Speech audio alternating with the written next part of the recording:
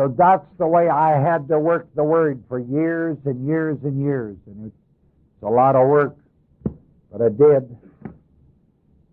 But a few years ago, they came out with what is called the Word Study New Testament. And this is an invaluable asset to working the Word. Reverend Gary Curtis first told me about it. I did not know. It's only been out about 5, 6, 7 years. But then, of course, once he told me about it, I bought it and began working it. And this is just an invaluable time saver. So, if you have your copy, I see them all over, turn to Luke chapter 16, because we're going to look up the word stewardship. Because we're going to check every one of the scriptures that has the word oikonomia in it tonight. And the first one that's in the New Testament is Luke chapter 16. And in verse 2 of this Word Study New Testament, it said, "And he called him and said unto him, How is it that I hear this of thee? Give an account of thy" what? Stewardship. There's the word that my concordance told me was the word oikonomia, right? But underneath the word stewardship is a number, 3622, right? So what you do is you lay this back and you go to the other companion volume and you look up 3622. Look it up. There you have under 3622. It's on page 3619. Everybody got it that has this volume? There you have the middle of the page, oikonomia, and the first reference there given is what? Luke 16 what?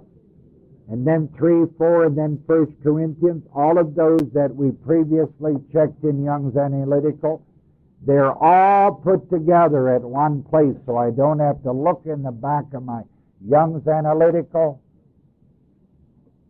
And that just saves you hours and hours and hours of work. That's why these volumes are so important to the man who works the Word. It saves you time and it puts them all together at one place. Okay. That's why you need tools to work the Word, kids. Now tonight I'm going to take you through every reference. Well, we're going from Luke logically through the rest of the New Testament. We just read it here in Luke 16, verse 2. Wait till we find it in my King James here.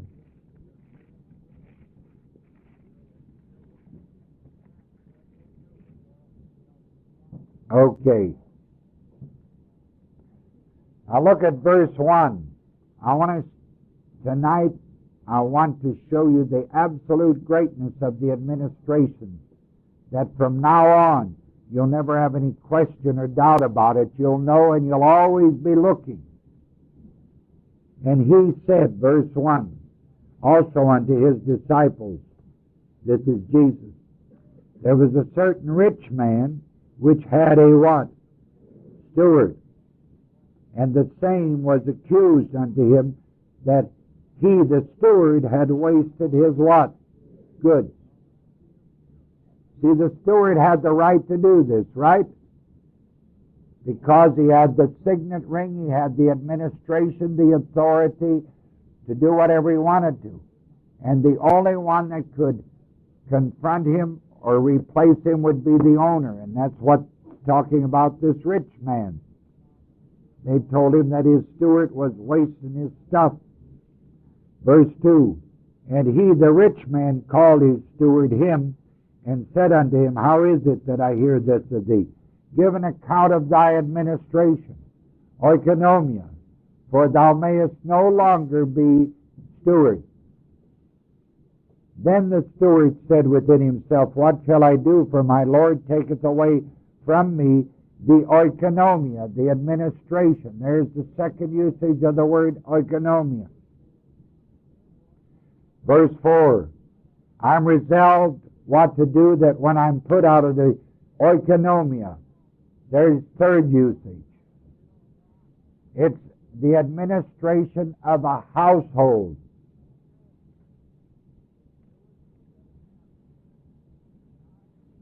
It's really just so important that you see this, because the word oikonomia literally is the act of administrating during the time of a specific administration.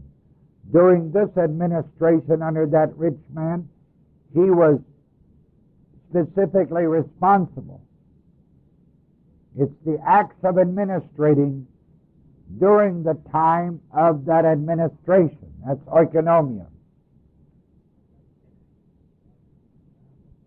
In Hebrews chapter 1,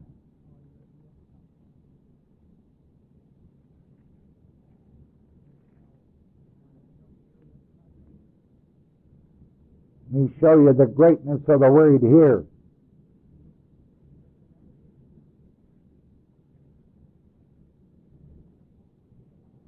If people ever talk to you about administrations, dispensations, you'll need to know this verse, because this tells you God says they're in the Word. Verse 1, God, who at sundry what? The word sundry means various times, and in divers. The word divers is many. I'm in Hebrews 1:1. And in divers many manners or ways spake in times past unto the fathers by our prophets. See, God at various times and in many what?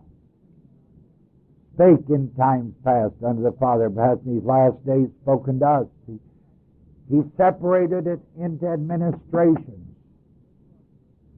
Various times and in different ways. Various times is various administrations. And in many ways. Now look at Romans chapter 16, verse 25. Now to him that is power to establish you according to what? My gospel. Here Paul calls it his gospel, my gospel. And the preaching of Jesus Christ according to what? The revelation of the mystery. So whatever my gospel is, according to Paul, is the revelation, the revealing of the mystery, which was kept secret since what? The world began. But now is made manifest. And the word manifest means revealed. It's made known. When something is manifested, it's known. But it was kept secret since what? But now it is what? Made manifest. So now it's made known. 1 Corinthians, please, chapter 9. Every place I'm going to show you tonight where oikonomia, administration, is used. Dispensation or stewardship, but the word is oikonomia. 1 Corinthians 9, this is the first verse we noted tonight when we looked up this word dispensation in Young's Analytical. The latter part of the verse, a dispensation. See the word? The word is oikonomia. Verse 17 of 1 Corinthians 9. A what? Dispensation, an oikonomia, an administration of the gospel is committed unto what? That's what he called my gospel back in Romans. This word committed is, I am entrusted with. I am entrusted with an administration. Just like the steward in Luke 16 had been entrusted with what? An administration, a stewardship.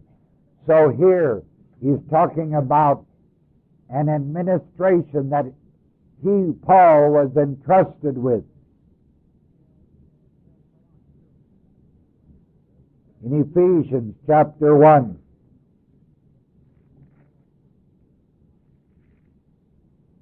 Verse 9.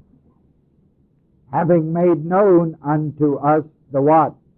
Mystery of His what? According to or in harmony with His good pleasure, which He has purposed in Himself, that, verse 10, in the oikonomia, the administration of the what? Fullness of times, He might gather together in one all things in Christ, which are in heaven, which are on earth, even in Him. Now here is an administration of the fullness of what? That's not the administration of the mystery, it's the administration of what? Divers manners, remember, various ways, different administrations. Now that's an entirely different administration in verse 10 than the one that you and I are living in now.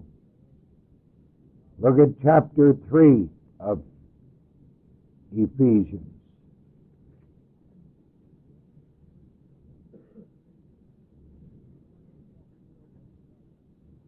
Verse 2. If ye have heard of the oikonomia, the administration of what? Grace of God, which is given me to youward. That agrees with what Romans said, right?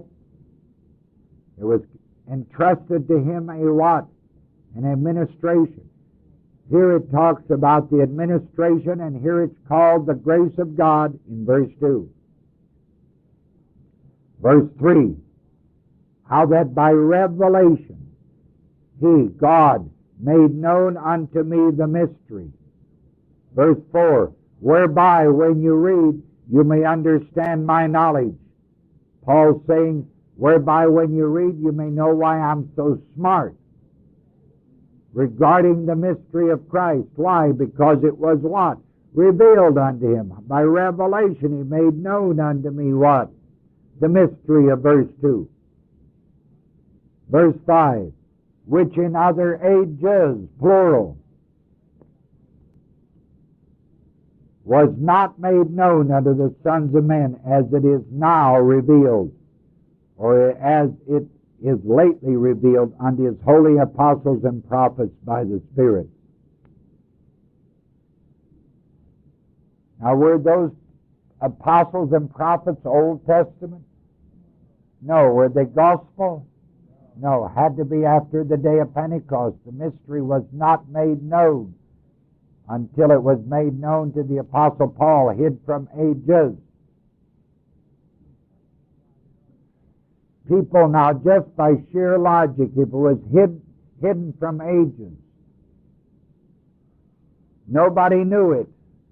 Then did Moses know it? Did Abraham know it? No. Did Jesus Christ know it? Had Jesus Christ known it, it would no longer have been hidden from what? Now just think for a minute. God is omniscient. That means He's all-wise. He knows the end before the beginning. Had Jesus Christ been God, would He have known it? See it? Boy, you've got to rightly divide the word on administrations. This takes a lot of soup out of your bottle. Problem. Oh, this is fantastic. This thing is called the administration of the grace of God.